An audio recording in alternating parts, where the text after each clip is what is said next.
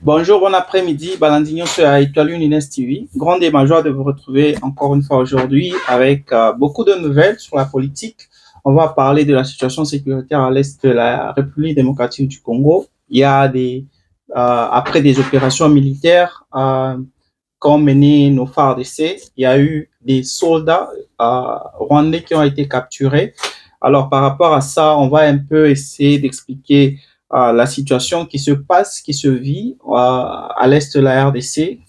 Quelle est la situation à Ovira? Qu'est-ce qui se passe? On a attrapé les soldats rwandais. Cela veut dire quoi? Cela confirme quoi? Je vais vous parler un peu de la situation sécuritaire à l'est du pays, à Ovira précisément, et puis les opérations qui ont été menées par les FARDC. On va vous parler de tout ça. Je vais vous balancer une vidéo. Dans cette vidéo, on va suivre ensemble de quoi a été question cette opération militaire, la présentation même de ces soldats rwandais et ce que cela signifie dans les avancées des accords qui ont été signés entre la RDC et le Rwanda. Mesdames et messieurs, je vous salue encore une fois aujourd'hui avec beaucoup de regrets. La CAN, on a été éliminé. On continue d'en parler, mais comme je ne cesse de vous le dire, c'est le sport, nous devons l'accepter, nous devons l'admettre. Hein? C'est ça, le football, on gagne, on perd et on fait des nuls. Hein? À ce niveau de la compétition, il n'y avait pas question de nul.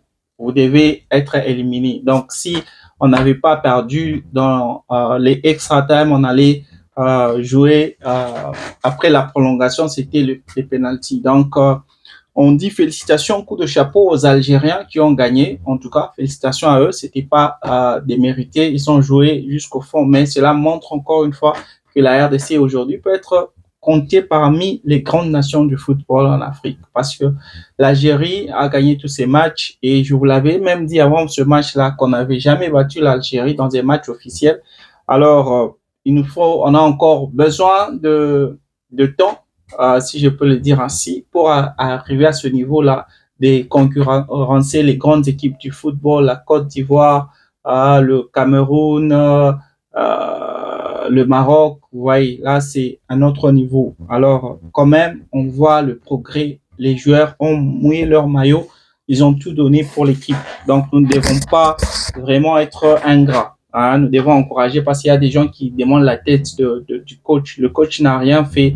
Nous devons encourager le coach. Il a trouvé l'équipe à un niveau très bas dans les classements, que ce soit le classement africain ou mondial. On était trop bas. Aujourd'hui, on est 9e en Afrique, ce qui n'est pas une messe à faire. C'est quelque chose à applaudir. J'ai vu l'autre là qui était ministre de sport, Kabulo, Mwana Kabulo, qui critiquait le coach. Vous avez été journaliste, vous avez été ministre. Je ne vois pas quel est le bilan que vous pouvez brandir aujourd'hui en tant que ministre. Quand vous étiez ministre, les choses n'allaient pas. Donc, ne dites pas, ne cherchez pas toujours des raisons là où on n'a pas besoin des raisons. Hein. Quand les choses sont bien, il faut applaudir. Donc, on ne peut pas gagner tous les matchs. Alors, toujours sur cette même CAN, il y a un monsieur qui a été vraiment une icône de cette CAN. Il a vraiment capturé ou capté l'image de tous les fanatiques du football. Il est le monsieur dont on parle, Lumumba Vea. Vous le connaissez, le monsieur qui brandit son bras droit à chaque match durant toute la rencontre. De son vrai nom, c'est Michel Kunga. Michel Kunga Mbolandinga. C'est ça son vrai nom. Il est le petit-fils de Lumumba. Donc, vous allez voir même les traits il ressemble trop à Lumumba, le héros national. Donc, ces messieurs, c'est une façon pour lui d'exprimer sa reconnaissance ou bien les souvenirs de Lumumba, montrer le patriotisme, essayer de réveiller un peu les souvenirs de Lumumba par cette façon-là. C'est un animateur Il a commencé depuis 2013. Il est dans les stades des martyrs. Il était là, mais il n'a jamais eu cette lumière, cette visibilité qu'il a aujourd'hui. C'est-à-dire qu'au Congo, on n'apprécie pas les gens. Au Congo, on ne dit pas les biens des gens. Au Congo, quand on est là, quelqu'un peut avoir du talent, il peut avoir vraiment un don. On va chercher, au lieu de l'encourager, on est là pour étouffer les gens. Hein. Aujourd'hui, Fally Ipupa est en train de faire le double stade des martyrs. Ailleurs, c'est monumental. On va y chercher à rendre Fally Ipupa, à construire un monument pour Fally Ipupa. Hein. On va chercher à idolatiser Fally Ipupa par rapport à ce qu'il fait. C'est une légende. Mais au Congo, c'est normal. On cherche plutôt à créer des polémiques autour de ça. C'est ça le Congolais. Le Congolais, c'est chercher à étouffer ses propres talents. Donc, quand on dit là, nul n'est prophète chez soi, on avait d'abord vérifié en RDC avant de sortir ces proverbes-là. Que ce soit les hommes religieux, c'est ce qui m'énerve même. Même les pasteurs Marcelo, un pasteur de renommée internationale. Aujourd'hui, pasteur Marcelo peut aller aux États-Unis faire le plein. Au lieu qu'on soit fier de ces gens, des gens comme ça. Non. Chaque jour, polémique, oh boé, asalaki boé, sokalobi boé, donc les aboé. Donc on cherche des analyses bidons qui ne nous amènent nulle part. Conséquence, on est là en rond, on tourne en rond, on ne fait rien. Hein, on n'évolue pas. Quel est l'état de notre pays il y a 10 ans? Quel est l'état de notre pays il y a 20 ans? On tourne autour du pot. Pourquoi? Parce qu'on se mêle dans des histoires banales, des histoires qui ne nous amènent nulle part. Il est là, Lumumba Veya, aujourd'hui, c'est une star de la CAN. On lui a demandé de rester, il a dit non. Le président de la République m'a rappelé, Félix Tshisekedi. Je vais répondre à l'appel du président Félix Tshisekedi. Si je dois retourner au Maroc, je vais retourner à la finale, mais pas maintenant. On lui a offert $2000 par match. C'est-à-dire, il devait aujourd'hui, déjà, comme il y a 2 matchs, il devait gagner $4000. Demain, 2 matchs, il devait gagner $4000. C'est-à-dire, juste aujourd'hui et demain, il allait gagner $8000. $8000. Mais si vous voyez ce monsieur, c'est pas dire, il n'est pas riche.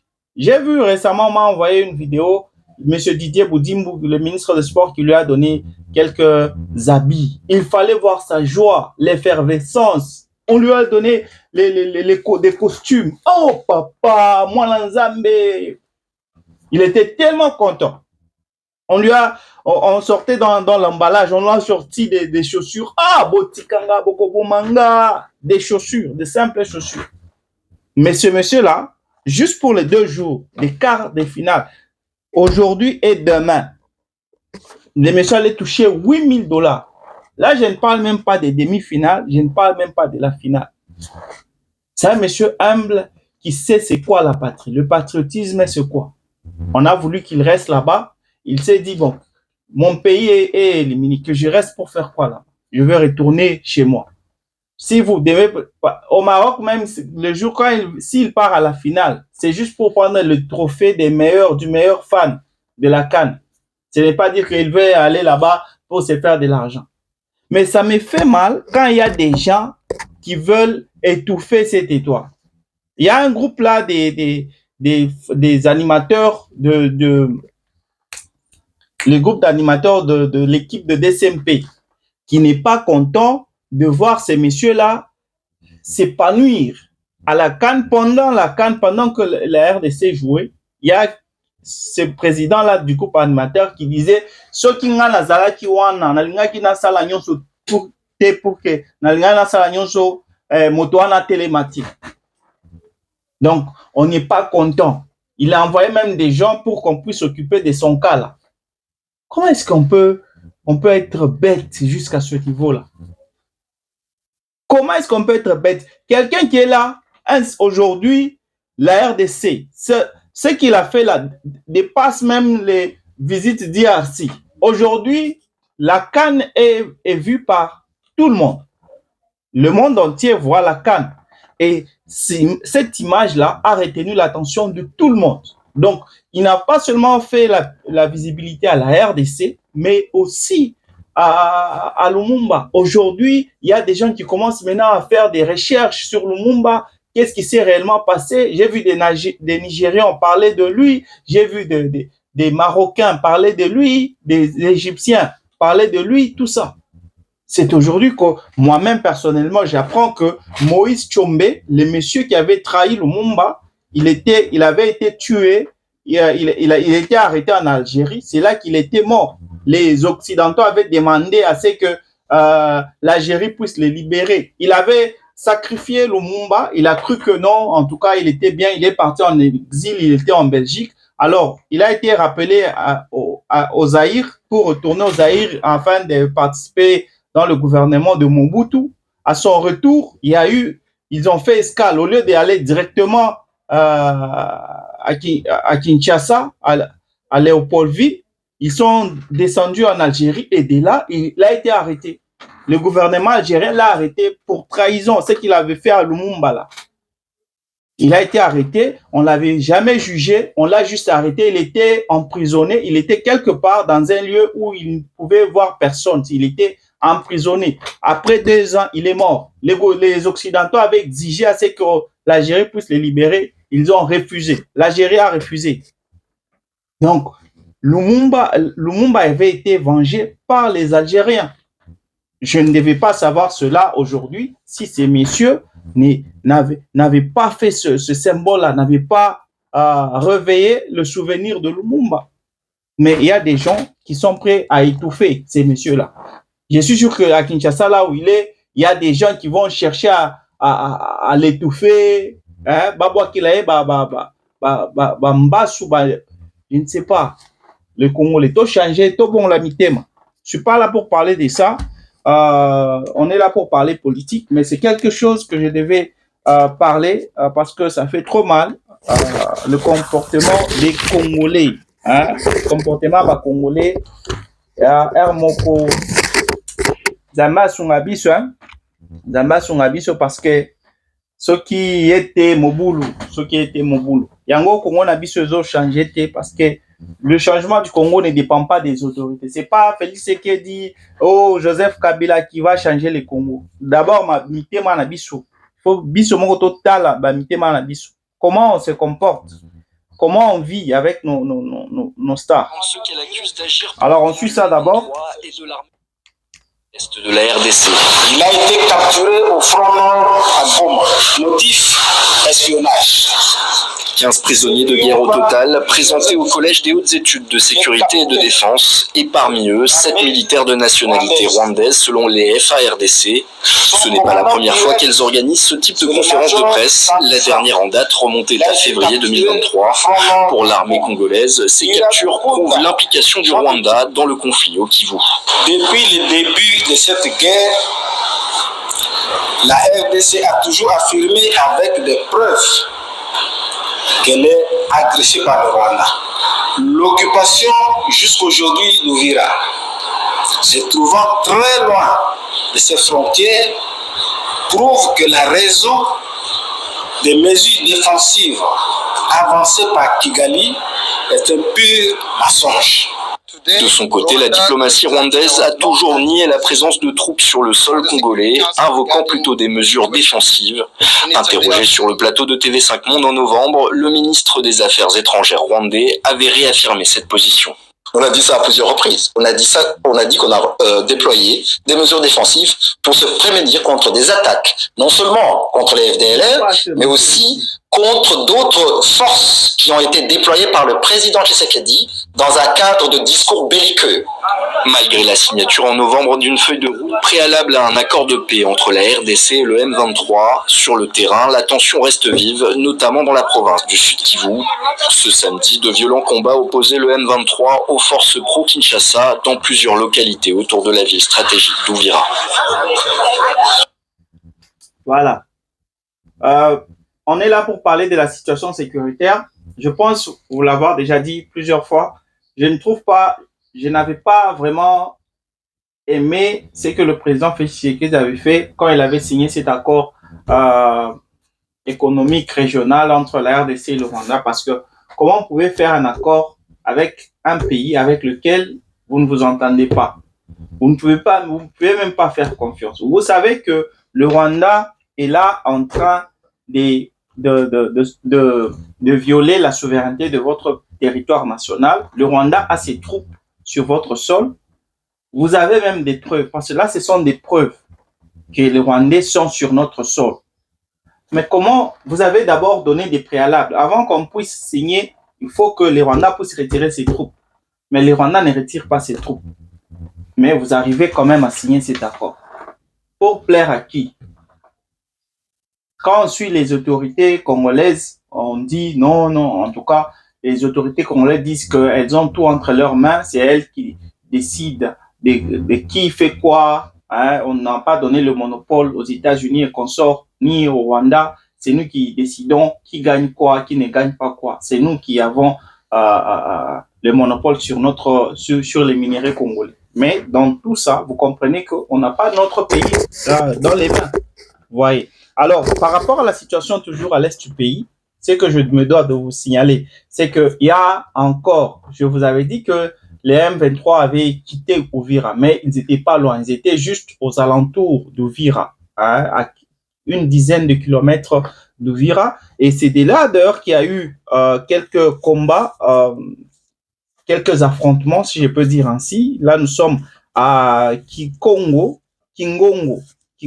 et d'autres localités aux alentours de la ville d'Uvira. C'est là qu'il y a eu ces affrontements entre les FARDC appuyés par les Wazalendo et les M23 appuyés par la milice Twirwaneho, qui est une milice rwandaise qui se bat aux côtés des M23. Alors, il y a eu ces affrontements, il y a eu des personnes qui ont été tuées, des civils qui ont été tués. Il y a toujours ça, il y a des civils qui perdent la vie par rapport à ça.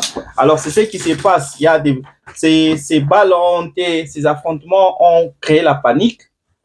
Il y a des personnes qui ont été jusqu'à Uvira, on a entendu ces affrontements aux alentours, dans les collines, on a entendu les balles, les coups de balles. Alors, chaque fois qu'il y a toujours ces affrontements, il y a des balles qui retentissent, la population est toujours dans la panique. Il y a des gens qui, selon les témoignages que j'ai reçus, il y a des gens qui pleurent, il y a des personnes qui ont quitté les localités voisines d'Uvira, là où il y a les affrontements, pour aller se réfugier à Uvira. Et à Uvira, là, il y a une famille là, que je ne vais pas citer, qui est allée se réfugier dans une église. Ça fait très mal. Et toujours par rapport à cette situation à l'est de la RDC, on parle de 105 personnes qui sont mortes.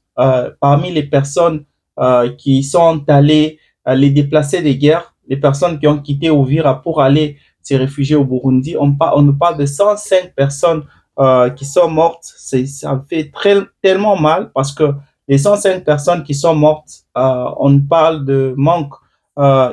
C'est par manque d'assistance, manque de soins, manque de nutrition, manque d'alimentation. Les gens là n'ont pas quoi manger ou ils n'ont pas de soins, ils manquent de soins. Vous voyez, vous pouvez être blessé quand vous fouillez là-bas, vous arrivez là-bas, il n'y a personne, il n'y a pas un hôpital qui est là pour vous, là où il y a des gens qui peuvent prendre soin de vous. Donc, vous allez mourir de l'hémorragie, vous allez mourir de dépression. Donc, les gens sont en train de mourir. C'est d'ailleurs un appel que les ONG du Burundi ont lancé à notre gouvernement congolais pour demander à ce qu'il y ait une assistance par rapport à ces déplacés. Ils étaient au nombre de 400 000 quand Uvira a été tombé. Je ne sais pas aujourd'hui son nombre de combien, mais on demande à ce qu'il y ait une intervention rapide, urgente, de la part du gouvernement congolais et de la communauté internationale pour venir en aide à ces gens-là qui sont à ces déplacés de guerre, qui sont au Burundi, qui sont en train de mourir devant la face du monde. Il n'y a personne qui est là pour les assister. N'attendez pas à ce que le gouvernement burundais puisse s'occuper de tous ces gens-là. Au moins, ils ne sont même pas burundais. Ce sont nos frères et sœurs qui sont à l'est du pays. J'en appelle aussi aux Congolais de la diaspora, ceux-là qui ont déjà créé des ONG pour assister les personnes vulnérables. les victimes de guerre. Vous pouvez penser aussi à ces gens-là. En tout cas, ils ne sont pas loin. Ils sont à la frontière Burundi-RDC. J'ai même oublié le nom. Je vais vous le passer si je me rappelle de ce nom-là. S'il y a une localité là, c'est là qu'ils sont juste à la frontière Burundi RDC. C'est là que ces gens sont réfugiés. Veuillez assister ces personnes. Alors, par rapport toujours à cette crise sécuritaire qui se vit en RDC, il y a la CIRGL a convoqué une réunion. Ça s'est passé, ça a commencé hier, le 8. Ça va se terminer demain. Ça se passe en Zambie. Durant cette réunion, c'est une réunion qui est urgente. Ça se passe en Zambie. On a convoqué les 12 ministres de la Défense et les chefs d'état-major des forces armées des pays membres de la CIRGL. Pour ceux-là qui ne savent pas, la CIRGL, c'est la Conférence internationale régionale des pays des Grands Lacs. Alors, il y a 12 pays qui font partie de cette conférence, de cette CIRGL. Alors, on a convoqué 12 ministres de la Défense et les 12 chefs d'état-major de ces pays-là. Ce qui fait mal, c'est que c'est un peu comme la RDC qui a intégré le Conseil de sécurité de l'ONU et on espère que tout va changer parce qu'on fait partie maintenant de la cour des grands. On va prendre des décisions, on va décider. Alors, le Rwanda, on traite des problèmes du Rwanda.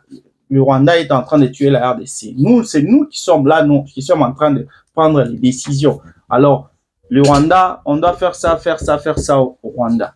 Ouais, parce que c'est le Conseil de sécurité de l'ONU, c'est même l'organe exécutif de l'ONU. C'est là que les décisions sont prises. Mais on oublie que la RDC fait partie des pays non permanents. Donc, on n'a pas le droit de veto. Le droit de veto revient aux 5 grandes puissances. Les États-Unis, le Royaume-Uni, la France, la Russie et la Chine. Ce sont ces pays-là qui ont les droits de veto. Alors, c'est la même chose avec cette conférence ici. Il y a des pays qui nous tuent. Il y a déjà le Rwanda qui fait partie de ces pays-là, de ces conférences-là. Il y a le Kenya qui fait partie de cette conférence. Il y a l'Ouganda qui fait partie de cette conférence. Qu'est-ce que vous pouvez attendre de cela? C'est une raison qui est, c'est une réunion qui est prise. Oui, on devait organiser ça depuis longtemps, mais ça avait pris du temps. Mais on a vu l'escalade sécuritaire qui se vit à l'est de la RDC. Alors, on s'est dit, non, en tout cas, on doit convoquer ça très rapidement. Voilà pourquoi on a commencé ça depuis hier. Et qu'est-ce que nous pouvons attendre de cela? Qu'est-ce que le gouvernement congolais peut attendre de cela? Parce que cette conférence, dans cette conférence, il y a des membres qui sont ennemis même du gouvernement congolais. Bien sûr, les Zambiens, eux, ils peuvent trouver ça. C'est à leur avantage aussi parce que ils ont la plus grande, on partage avec eux la plus longue frontière de tous les pays.